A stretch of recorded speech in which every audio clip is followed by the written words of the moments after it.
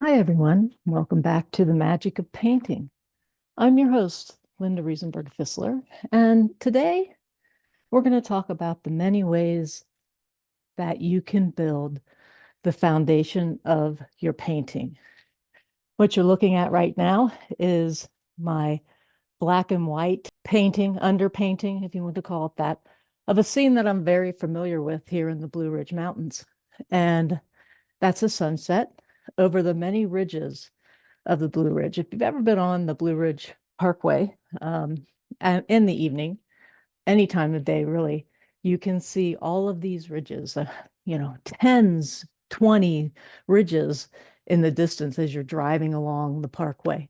So, what I wanted to do is talk a little bit about my thoughts as we start a painting. And I have a lot of different ways that I start a painting. One is doing quick little sketches like this. This is for a commission that I have coming up. And some folks, when you're plein air painting, this is probably one of the most important things you can do because time is so fleeting that you need to capture where those shadows are and what the values you're seeing right after you set up your easel and in the field. And just capturing a real quick little sketch, lights coming this way, this shadow's over here. Note to yourself what the temperature and atmosphere is like. Maybe write down that little bit here, on your page. So while I'm mapping out my idea for what I'm going to do, I do many sketches. Okay. And that's one way to start. And as you can see, I'm still working with, my contrast is coming basically from using black and white and the values in between. So I call this my Ansel Adams, my Ansel Adams start. Okay, I call this my Ansel Adams start. And one of the things that Ansel Adams said or thought, believed, was that black and white photography was the purest form of photography and that it captured the essence of nature and the landscape effectively. So I guess I kind of fell in love with doing the pencil sketches and doing the black and white starts because it really gave me a feel for setting up my value changes.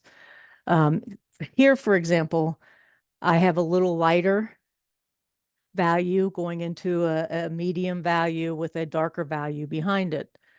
I want to really show off in this painting the atmosphere, what's going on, that depth that goes way back to that horizon line, and how all of the color is absorbed and bounces off of one another in that atmosphere. I think the Blue Ridge Parkway and the Blue Ridge Mountains are a somewhat difficult atmospheric condition to capture. So I'm kind of chasing that right now with the things that I do. Another area that I love in the Blue Ridge area, Blue Ridge Mountains, is all of the waterfalls. Transylvania County, which is just below me, has like over 100 waterfalls, I think it boasts.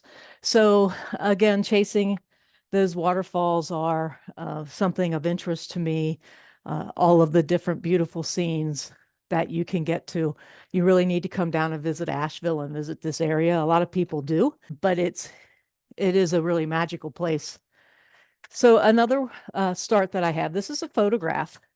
Well, this is a printout of a photograph, kind of in a monotone color, but this is what I start out with. It's a monochromic printout of that particular scene that I want to paint, one of the creeks. And I've started with my black and white painting again. And you can see some of my thought process that's going on. And, this is the creek that's coming down. Here she is on the rock. I'm really getting excited about this. I want a focal point back here. You can see I started with the rule of thirds here. So my initial focus point, a secondary focal point, and how I'm working with value in black and white to really pull this scene out. While I'm also doing this in black and white, I'm thinking, oh, this is where I'm going to put this nice little touch of warmth that will and temperature of let's say she has, since there's a lot of green going on in here, maybe she has on a red shirt.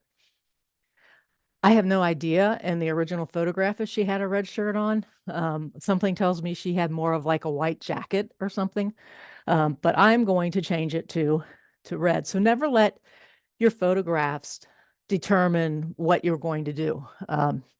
With a real bright cadmium red streak here with all of this green around, some of that red being thrown into these rocks and things that are behind her, will start to really play off of one another and hopefully capture that viewer from across the room to walk over and study your painting more in depth. Yeah, another way of starting is you just jump right in with color. And you can see that I've kind of put some, you can see that I've actually started to put some notes of color down. A lot of times when we start painting, we're so excited that we're going to be working with color that we just kind of jump right into it. And we don't really take some time just to put down a few notes of color so that we can turn around and decide whether or not we like that color there, whether or not that's the right value, whether or not these things are going to play off of one another. You may have recalled that in episode 1, in our last episode, we mixed some grays. And right now, these colors next to the black and white and gray that I have on my canvas don't look very gray. But there is a lot of room for me to adjust this up and down in temperature. I don't particularly want to change the value at this point, although I know that these two values are way off. So if I'm changing anything, it's going to be changing that. There are these wonderful aids out there that can help you throughout your painting to make sure that you are within that value range that you want to keep. And one of them is called a red square. So let's turn this to a red filter. Okay, so this brown area that you see that I said is a little darker than what I want it to be is exactly that. It's way too dark. So I'll be lightening that up. I'll also be going more on to the blue side. This yellow that's down here, you see right here, and you can see that's way too light. So just by putting a few notes of color, stepping back, whether it matches the color that I have in my value study that I put down. And so thankful for Ansel Adams for coming up with that black and white photography and showing me how strong that particular method is. One of the other things I'm playing with, and hopefully we'll get to at some time. All right, so let's start some painting here. And let's start talking about some of the myths that are around. When we first start painting, oh gosh, the many colors we can mix up is unlimited. The number of values we use, we typically don't like limit ourselves. We just keep, oh, I'm going to make a value change here, and we don't think about what that cause is. So if we look at the masters, the past masters, what we end up with is people like Fetchin and Monet and Van Gogh. A number of them limit the number of values. As my mentor and friend always says, Kevin McPherson, we have a million colors, but we only have 10 values, so use them wisely. I think probably every master has. I like to limit myself to 3 to 4 values. And you kind of see that here. 1, 2, 3, 4. This value is close to this value, so we're still at 4. A little bit lighter, you want to call 5, we can call it 5. But this is very close, so I'm going to go back to 4. And you can make little adjustments as you're painting along the way. Another myth that we have is that we always have to work dark to light in oil. And if you're working wet out in the field in plein air, in your studio wanting to finish something in one day, you do have to work dark to light. You can never get something that you painted light with oils in a light value. You can never get that dark enough again unless you let it dry, and then you have a chance. You can scrape off, but you're still not going to get that lighter value that you want. A lot of times, we're told in the beginning so that we can control this better. We're told to work dark to light. When I work, and if I'm working wet into wet, I do particularly work dark to light because I have found out that is absolutely true. You cannot get a light area darker when you are working wet to wet. So these keynotes that I have put down kind of put me in one direction, tells me what I'm doing is right or wrong. Like I said, I want to make this bluer. I want this to be lighter. So I kind of throw out, since a number of the paintings that I work on can be and are dry from one surface to another. I can work wet into wet, and you'll see me working wet into wet while I'm working on a specific area. I just don't have the drive or the need to finish something in a 2-hour session or less, especially something this size. This is a 20 by 24 canvas, oil primed linen. I like making magic happen, and magic seems to happen more if I'm not rushing myself to get something done, and I'm taking my time and studying what's going on. So like the show says, we go a little deeper. So I'm going to break the rule of going from dark to light in my oil painting. I'm going to work the back part of the painting forward.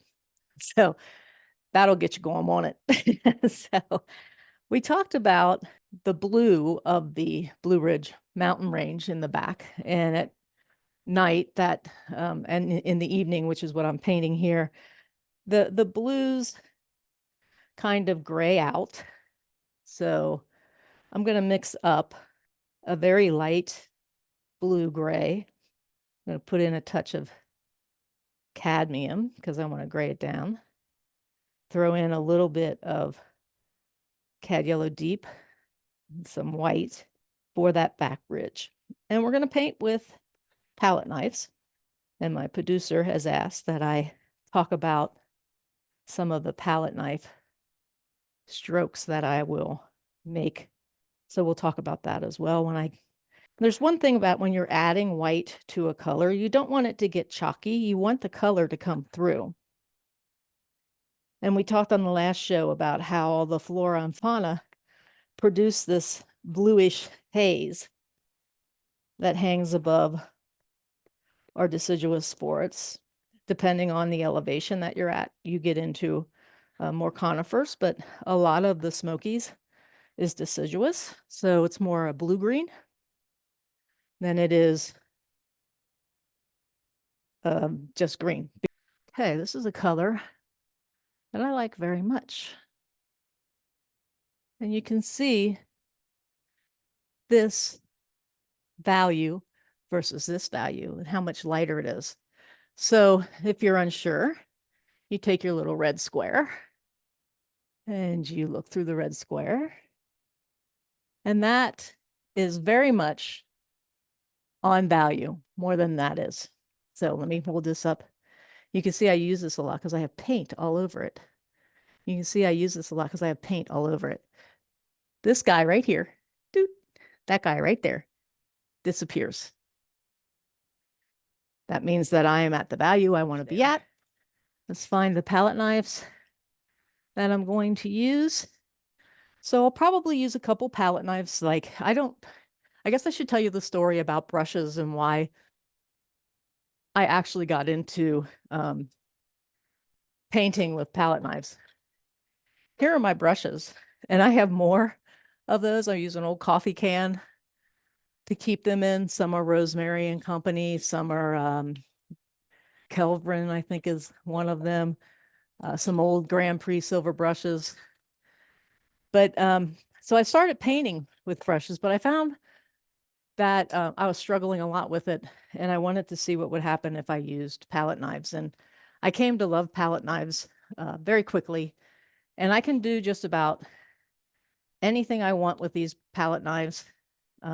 even more so than I can with a brush. So the two that I'm probably going to be, actually there'll be three that I'm probably going to be using today. So three of the palette knives I'm going to be using today are these three.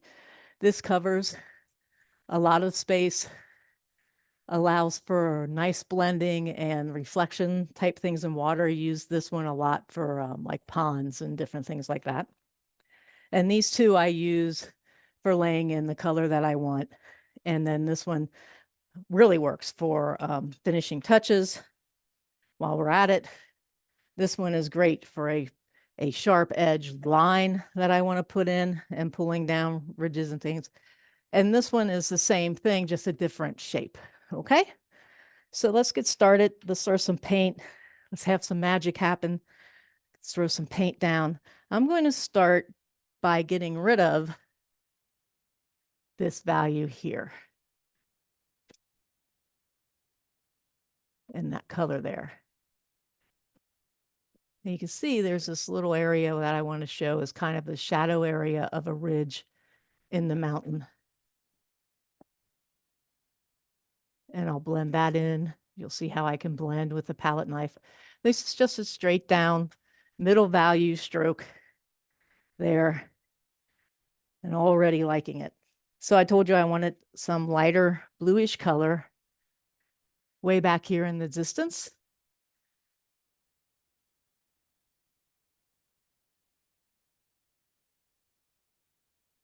And I want to cover this brown, which is definitely the wrong color. And I'm going to just make this a soft edge. Just kind of blend them back and forth.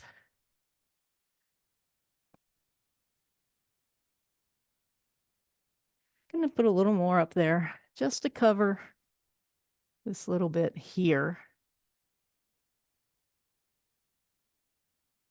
So there's texture from my palette knife work when I was playing with the lighter values in the back. I want to show you a little bit about blending that into the sky. Very light little strokes back and forth like a brush. And there are times that I will take one of my softer brushes, for example, if it gets too hard edged, and just kind of pat them together for a very, very soft edge there. Okay, I'll lay in more of that, what I call my medium value. And you can see this isn't really, I want this dark value here. This is telling me that this is one ridge and this is the other. I don't want it to be that value. I want the color to talk about that, to show that. So I cover that with my knife stroke, and I'll let color distinguish between, and the lighter value distinguish between the ridges. And as I get to the front of the painting, then that will distinguish also in value and color. So like I said, I'm throwing the rule of working from light to dark out of the window and working where I want to work. And if I end up working light into light because I get done quicker, that's okay. I can do that. Experience and years of painting give you such a confidence that you can enjoy later on in your painting life. And a lot of things, again, if you're a beginner painter, make mistakes. Because when you do make mistakes, you'll figure out how to fix them. And that gives you the experience to throw things down, to throw paint down, to switch up values, to make something a little different color and see how that relationship works. You learn from all of that. And when you learn from all of that, it just gives you another piece of magic to work with.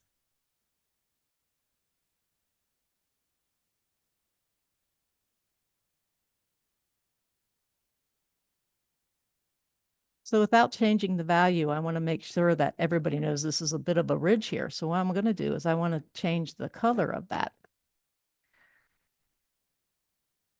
And there is a little ridge between here and here that I've put in. And I want basically this color to be this one. This one's not catching as much light as the others are. So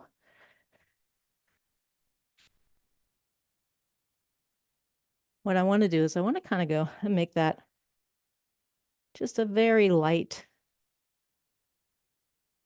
violet, almost purple, more like a lilac, I guess you can say. And since I'm using Michael Harding paints, I got to be real careful and sneak up on this. Depending on the area I'm painting, depends on how much I put on my knife. So you can see it's right on the edge.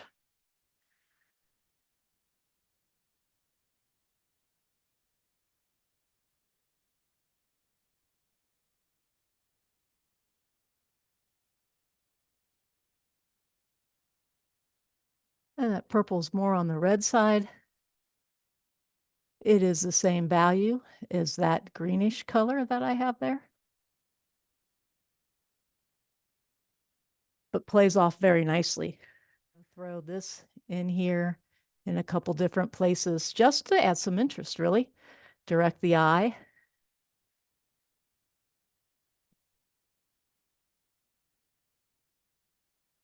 We got one little mountain scene there. I'm gonna come back, put this here.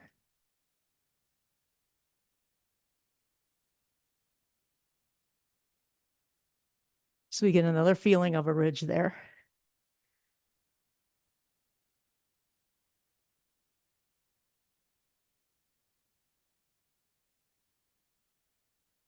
And you can see how this little effect's kind of neat too.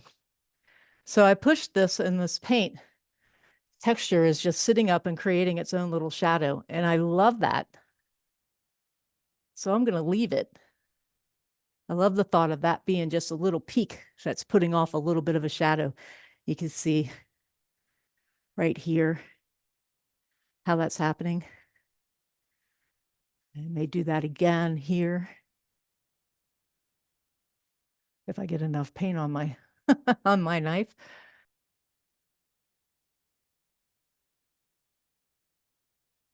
So there's another area where it's a hard edge ridge. And I just put a lot of paint right on the edge. You can hardly see it right on the edge of that knife, and just push it up.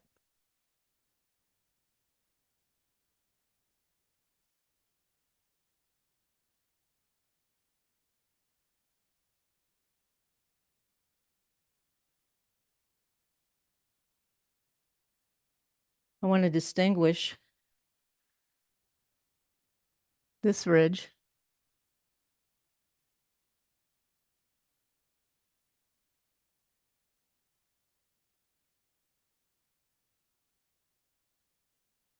as well.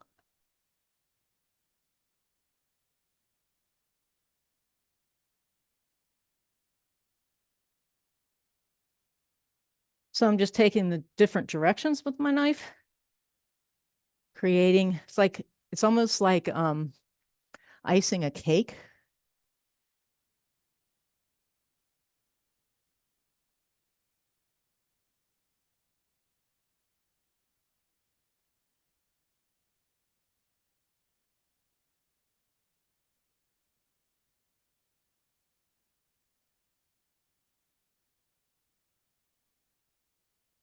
Very soft edge here.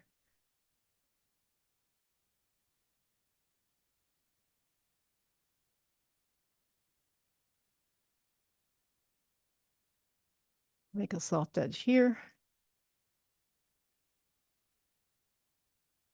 And even if a little bit of that gray undertone that I had is there peeking through, that's okay. Because with my eye here in the studio, you really can't, determine that very much. You can't really see it. There's a little bit of gray peeking through there. There's a lot of gray peeking over here, but I'm just gonna flick my brush or my palette knife there towards the end. That's looking pretty good. I just want to put, this is too white here, right on the edge of the, and the frame will cover that, but I just want to make sure I get some color in there. Use the brush that I had before. Just brush that over so that that edge isn't going to show up. There we go. Okay.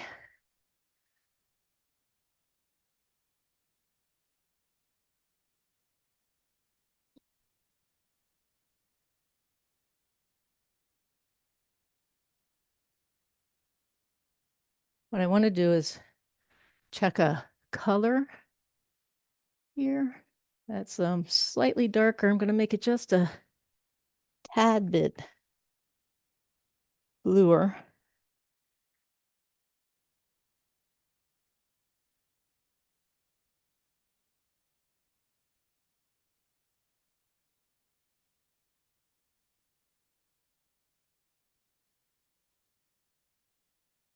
Created a little gateway there for your eye to pop on through. Come back and smooth that out in a second.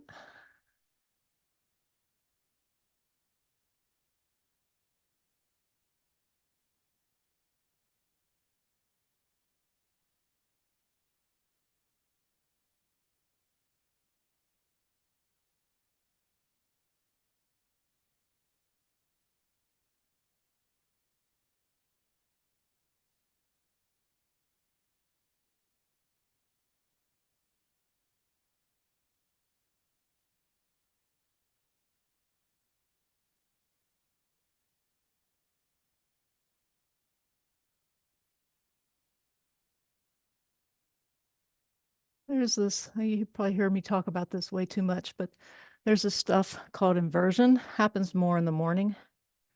This is an evening scene, so I really don't want much inversion there, but sometimes you'll get a real light color right at the base, you almost like a fog. It is a fog, actually. And then what you typically end up doing is that raises up to be clouds later on.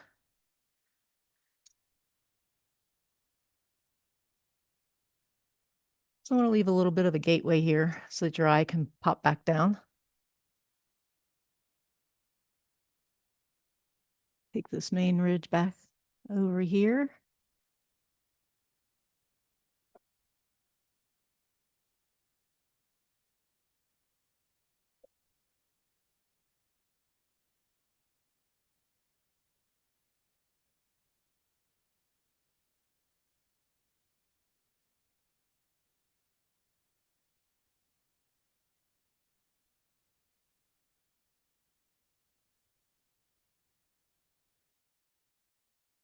So I am going to push this part of the ridge back just to give another feeling of a ridge line there. And I want some reflected light up in there. So now I have a little bit of this color reflecting over in there. I need to put a little bit of the violet in there. And going out hiking, which I haven't been able to do because of my knee, but it's always interesting to question what you're seeing in the ridges, the colors that you're seeing in the ridges. Watching your edges as you're playing around with this. And again, we'll talk edges more in depth as we go along. I want to make a little area where there's really an edge there per se, but that the eye can just jump from one of the ridges to the other. So I'm kind of finishing off one little area because of the show and not really finishing the painting. We'll come back and work in darker colors the next time. As you can see, as I'm throwing in same value as that greenish color, but more on the bluish side here. While I like that gray-green, my mind's saying it's not that gray-green out there in the real world along the ridge. And I want to play off and bring out these bluish greens through there as well. And that's just what that little blue color in there is doing. One thing about the Smokies versus the Rockies, Smokies are older. The Blue Ridge is older. It's actually been a part of the Scottish Highlands when it was all one continent, Pangea, with Earth. So these guys came over, split from the Scottish Highlands.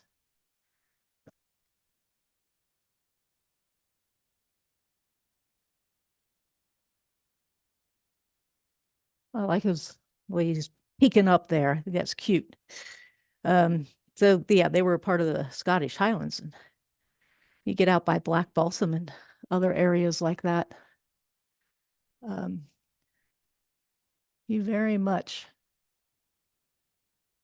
can see. It kind of reminds you of the Scottish Highlands. Cashiers is another area where it looks like the Scottish Highlands. Very, very blue. Yes, I don't want to repeat the shape.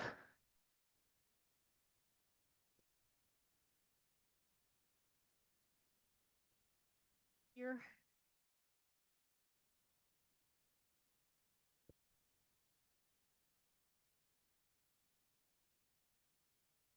Changing the color a little bit, a little cooler. My sunset's going to be around in this area. So this guy's, definitely a little cooler. I'll pull him down into this ridge below it, just for continuity.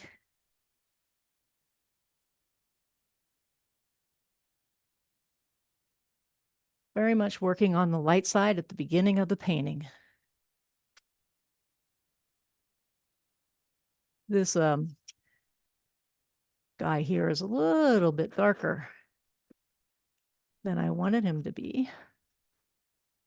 So where I'm making that gateway between the two, the doorway between the two, I'll just soften the edge. So that feels like it's a natural progression into each other.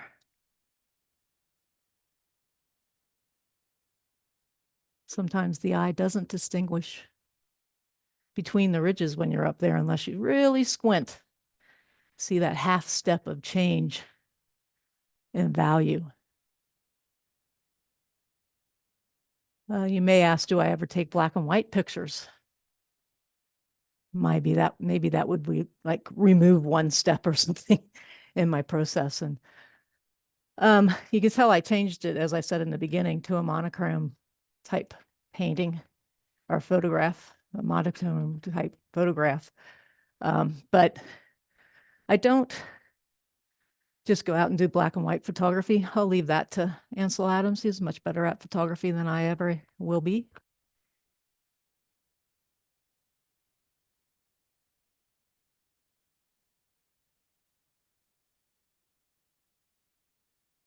I'll throw a little bit of this light value in here just to get some exciting shape. Just dragging the palette knife up. Starting to feel very atmospheric. And down here to this very blue, too warm, way too warm blue color. Just to gray that down. Just pops up way too much. Your eye goes right to it. Just too blue.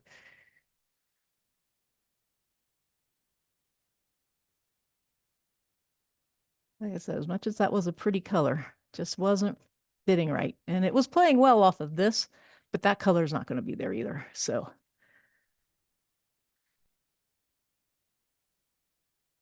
and I don't mind if a little bit of that warm blue pokes through there.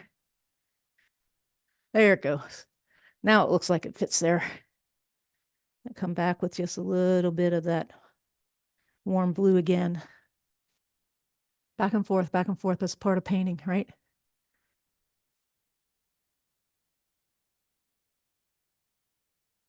Just to hit that edge up just ever so slightly.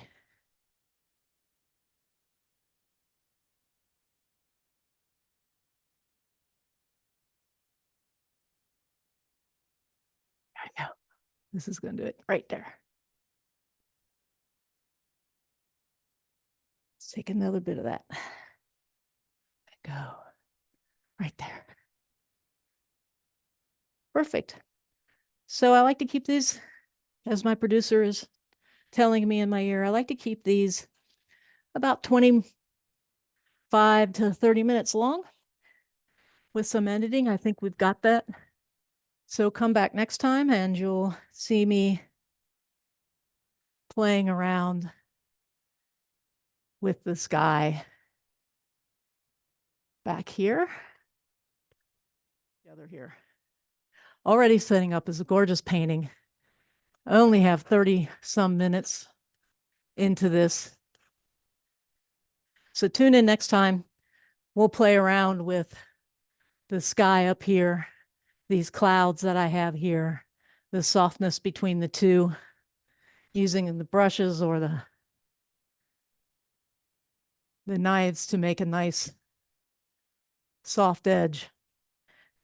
And we'll talk probably a little bit about edges as we get into, especially this darker area down here, and also the trees.